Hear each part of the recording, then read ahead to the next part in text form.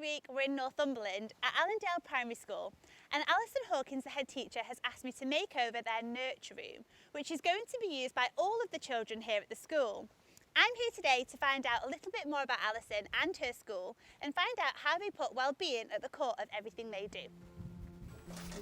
Hi. Hello. Johanna. Hi. I'm Alison. Hiya. Nice to meet you. Come in. Thank you. Hi, my name's Alison. Alison Hawkins. I'm the head teacher at Allendale Primary School. We are a small rural primary school in Northumberland. About 50-50 boys, girls at the moment. We used to be very, very boy heavy, but I think we're more or less level. Lot of special needs at the school. About a fifth of the school are on the SEN register. A lot of autism, ADHD, sensory needs, emotional needs, anxiety. So a real mix of families, real mix of children. So yeah, we just want to give our children a broad range of experiences really, as well as a good education.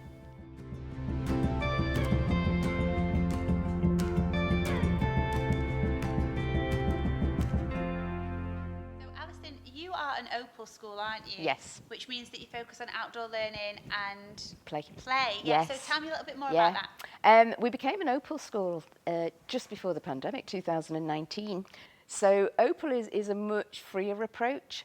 So it's developing areas of your playground using, well, we've had a sand pit put in, the beach. We have a mud kitchen that's just been donated, bits and pieces. We have, fortunately, one of our parents, their parents own a garage. Okay. So we've got loads of tyres, which the fire brigade very kindly came and hosed down for us to wash, so that was great. So we have all these different areas around school, so playtimes are very free for the children. Each activity that we do, we introduce at an assembly, and we say, right, what are the risks involved in this? What are we not going to do? What would be a good thing to do? And it's all about the children taking ownership of their play, but also assessing risks, because I think the temptation is, because you write so many risk assessments and you're looking at the health and safety, the temptation is to go, oh, don't climb that tree, or because you're worried that they're going to hurt themselves. Well, actually, Opal flips that on its head. It's just a different approach to what you normally do, and you have to actually stand back and you're looking at them climbing a tree going, oh my word, you're climbing a tree. But do you know what? The children are great. They can assess their risks. They know what is safe to do, what is not safe to do. I'm not saying they always do it, man. Of course. But, well, that, you know, risky play is important. Yes, it is important. And I think it gives them the confidence to go, oh, I can climb that. And then it also gives them the opportunity to play with other children.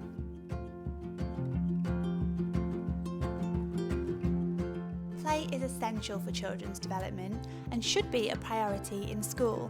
And so I asked Alison to show me around and tell me about some of the other things they do here to encourage play.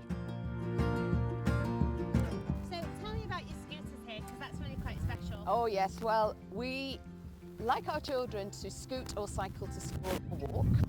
And as a reward for doing that, they can bring their scooters at playtimes as well. So at playtimes they get free use, so we've got a lot of donated scooters that are just at school so that any child can have a scoot, and they've just got free reign of the playground. So again, it's like with all the Opal stuff, they have to assess the risk. Yeah. They know that if there's a game of football going on or a game, they can't scoot through it. Yeah. So it's all about getting their sense of space and being safe whilst riding the scooters, but it keeps them active. So they love a scooter, or as I say, bring in their bikes as well. That is so special, because I know schools that will say, end at the doors, you don't come into, you don't come on the playground, the band kind of thing, you only scoot off the premises. What you're saying is, come in and feel free to play on them, and if you've not got your own, I assume you've got lots of them. We've got a lot of donated ones. We've got a blue stick around them, so they know that they're the schools and that anybody is free to use those. That is amazing. Yeah. That is amazing. Yeah, there's so many do it that we've actually had to buy another scooter rack. So, you know, they're all over the place, but the children absolutely love that. And again, it's getting them active, it's getting them out, it's getting them doing something with purpose, so they're not just falling out on the playground and trying to make stuff up. They can actually go out and do something. Keeps them nice and warm as well in our Northumberland weather.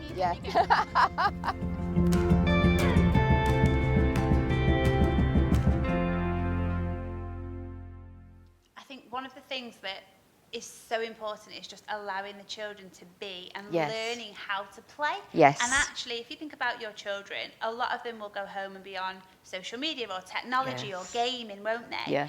And actually, when do they get a chance to do that sort of thing? Climb Yeah. a tree, roll a tyre. Yeah. You know, it's not like they go home and do those things like maybe we will Yeah. have done, you know. Yeah. And so you're giving them actually life experiences by Yeah. being able to climb a tree or build something with Digging. tyres. They love a dig. Digging. Yes. And They do all love that, to dig. Yeah. Like, it's actually enhancing their life experiences and their development that they could potentially in this day and age be missing. Yeah. So I think that's so impressive. And, you know, I mean, I started my career out doing play schemes and things, and it was all about just free play, put a load of boxes out, see what they do with it. Yeah. I love that that's something you've incorporated Yeah. in school.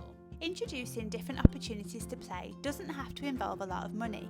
Alison's playground had a very cool addition to encourage imagination that didn't cost a penny. Right, tell me about your Okay, so the canoe was, I think it belonged to a member of staff actually, and they have donated it to school. So it's just there for free play really, so the children can pretend it's all sorts. So there's a surfboard as well somewhere floating about. And the children just, they do all sorts. It's the pretend something. You can make believe, yeah. And they just like paddle away to their own little lands during playtime. So, yeah, there you are. There we go. Yay! I love it. Either way, playground.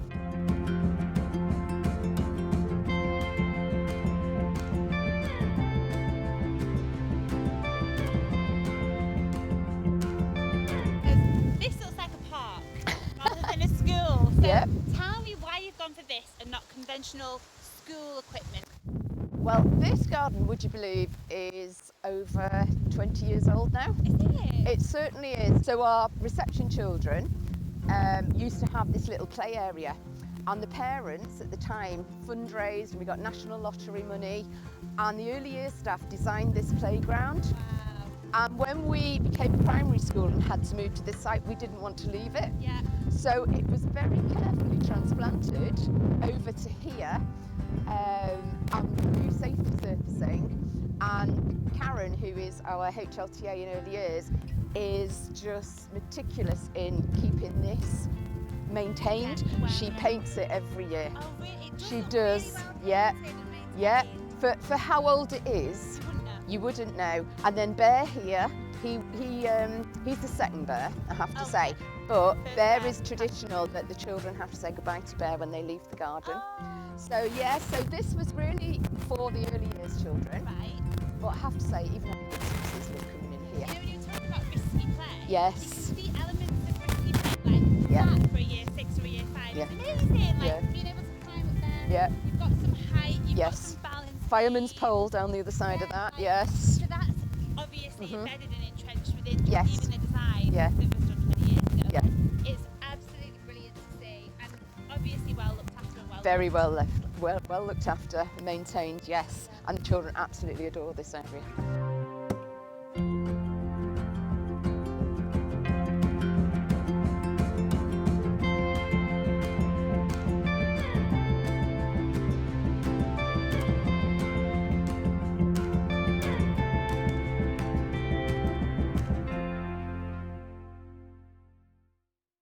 Today is Makeover Day and I am so excited to get started, and to put this room together we're going to create our therapeutic nurture room. So let's go and meet the team and get on with it. My name is Phil Vincent and I'm the Deputy Head Teacher here at Allendale Primary School. I've been here for around about 8 years. Well, I've been drawn to the therapeutic classroom approach because I think there's a lot of need, especially after the COVID lockdowns, for children to have a much more nurturing environment. I think in particular after that period of time at home and away from their friends, a lot of children have got, you know, minor or sometimes more serious mental health needs, and they need to have a place where they can feel relaxed and comfortable at school. This is the room we're going to be designing here at Allendale Primary School. Alison's asked me to put together a nurture room, which is really exciting because most of our programmes and most of our makeovers are classrooms. So I've been able to be a little bit freer with this space for the children. This room will be somewhere the children can come to do group work, small interventions, have some self-regulation time if they need it, a little bit of quiet time, and also where they'll do Lego therapy. So when I first started my career, I was a play therapist, and I've incorporated a little bit from my play therapy days into this design. I want this room to be somewhere the children can come and really express their feelings, experiences, and any thoughts or anything really that they might be struggling with in the safety of this room. Somewhere that they can play and be creative and allow themselves to really explore what's going on. So I'm super excited about this particular makeover, and I cannot wait for you to see it.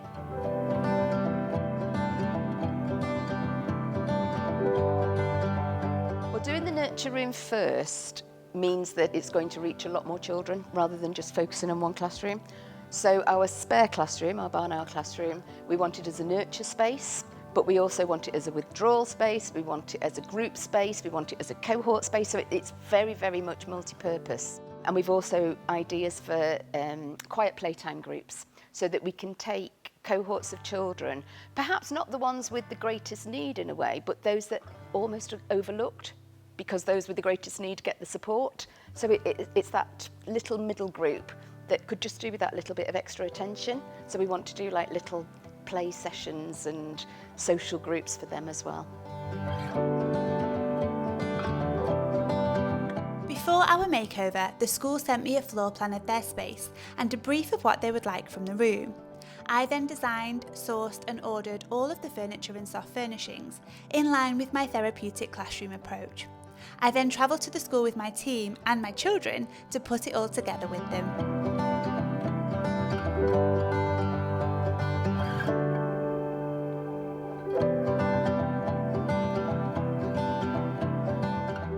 So I'm going to pop these on the cuddle chair and also on the sofa, so the children can grab them and sit with them, around them, hug them, have them over them when they're on the floor, lie on them.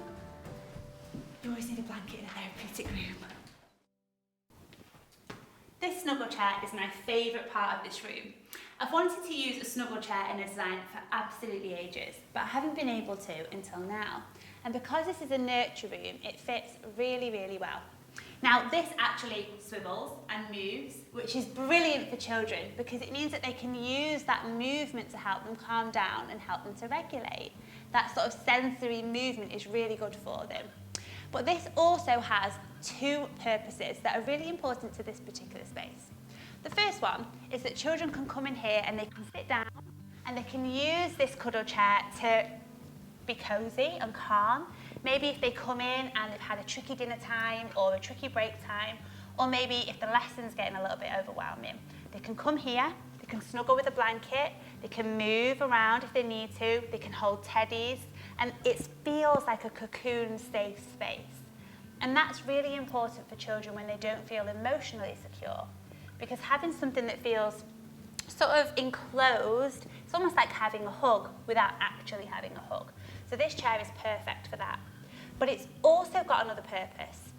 Now, for some of the children in this space, they might come in and just want to be left alone, safely. They might need to come in here and they might just want to lie on the floor. Or they might want to do some drawing or some jigsaw, or they might want to snuggle with a teddy. And sometimes the member of staff might feel like they're intruding. Children don't want a member of staff to ask them how they are all the time, or to jump into a conversation about what's wrong. This offers the member of staff a place to sort of sit, still be part of that process, but they're slightly removed. So they can sit here, observe the whole room, and allow the child to come in and do what they need to do to calm down.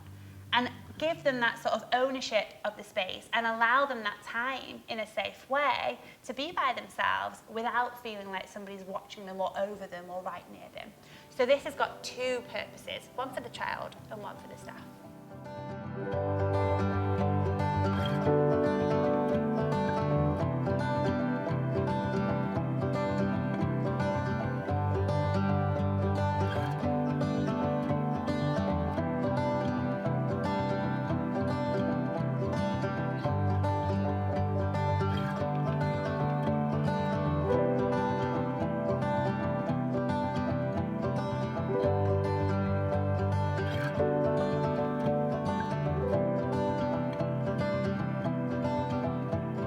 This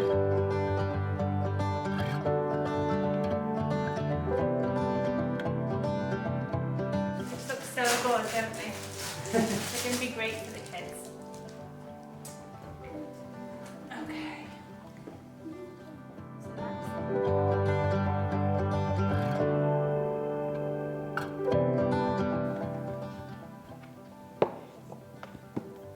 So this room has got 2 sofas, which is really exciting because it's not very often I get to put 2 sofas in one room. Now the reason for that is really specific. The cuddle chair is sort of the safer space where they can go and enclose themselves. This is more like our conventional reading area. So here the children can come, they can snuggle down, they can grab a book or some sensory toys. They can also have a conversation with a member of staff if they need to. So maybe they're talking about an incident outside or some of the feelings they might be having or some of the struggles they might be having. And that can all be done in this space over here. It's also a place where groups of children can be together. They could maybe have a story read to them.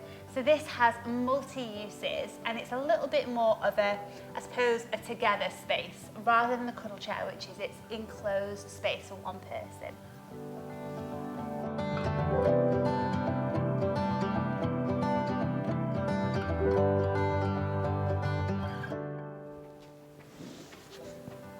So this basket, it has got a specific purpose in our room.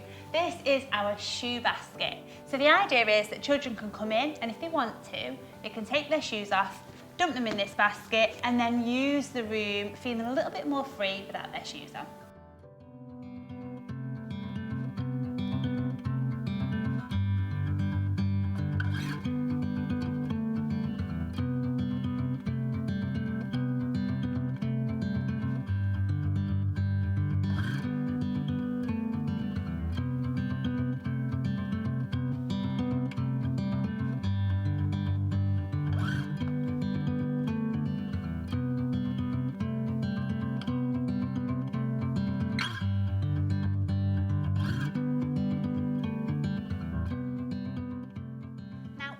You often find a sand and water tray, and you might find those in reception or in nursery.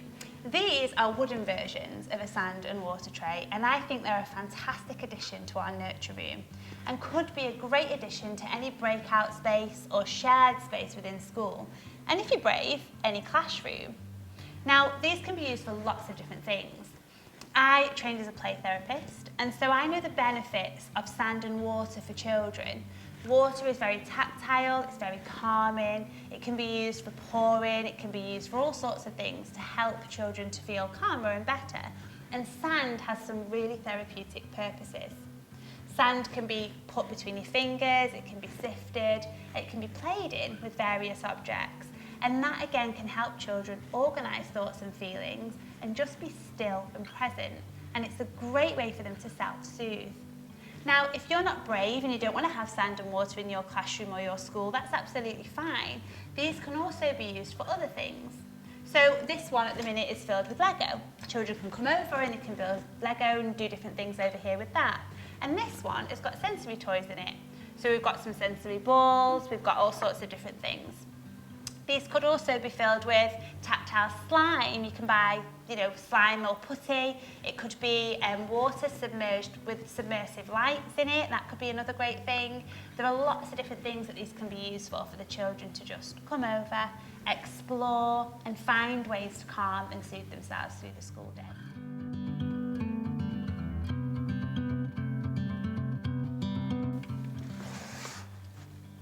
So this area is designed to be the area where children can come and just play freely. So we've got Lego, because I know the school do Lego therapy, so the children might do that in here. We've also got teddies they can pull out and snuggle down with or play with, and they might have a favourite teddy. We've got lots of different toys and things in baskets, and then we've got books and games. And the school might change what's on these shelves. They might, have more sensory things on these shelves. But the idea is the children can come here and then use the carpet space to play. So they might lie down on our floor cushions, which are like our big floor cushions here. They might, lay fully across the carpet. They might lay on their stomach. They might read. They might come over and play with our sensory basket over here. So the whole space is designed to really just be whatever they need it to be, and they can spread out and just play. And that might be one child, it might be a small group, it might be an adult with a child. And that allows the child to express how they're feeling and explore how they're feeling through the mediums in the room in a way that means that they can self-direct. They can be in charge of what they play and how they play with it to help them manage their feelings and their emotions.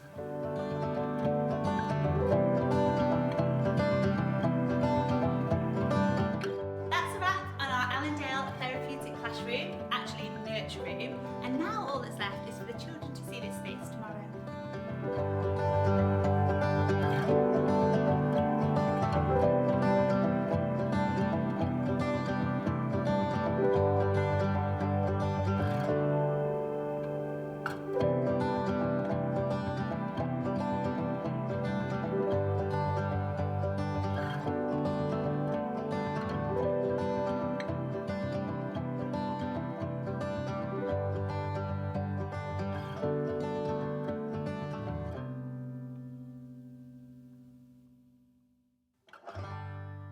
It's my last visit here at Allendale Primary School in Northumberland, and today is reveal day, so the children across the school are going to see their new nurture room for the very first time, and I cannot wait to see their expressions and hear about what they think.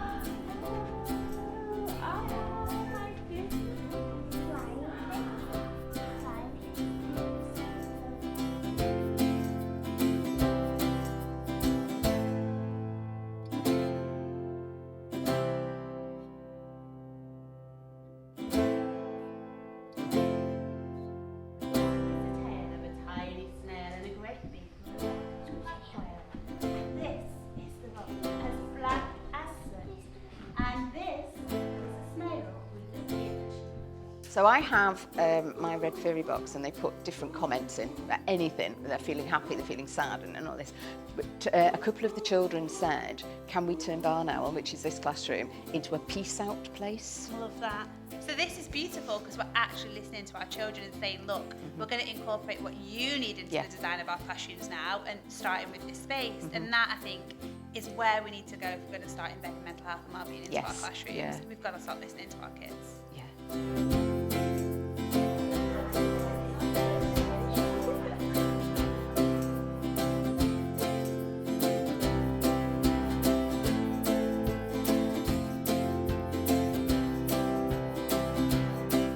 Miss Hawkins showed me a book that was some comments from you guys, and two of you wrote in that. Was that you two? Yeah. Can you remember what you wrote in the book?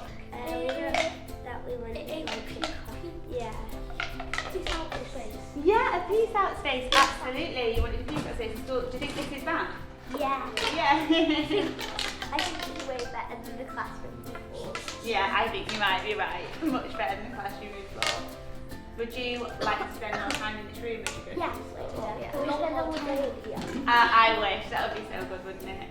Oh, I'm so glad you like it.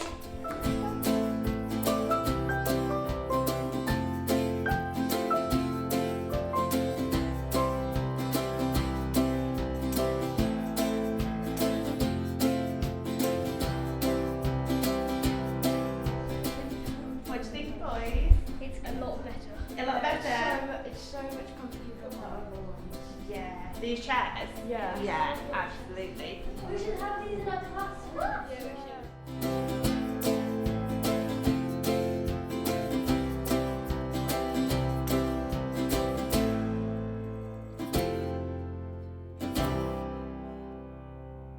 You really like the fidgets, don't you? Yeah. What's good about fidgets? Why should fidgets be in classrooms? Because so you don't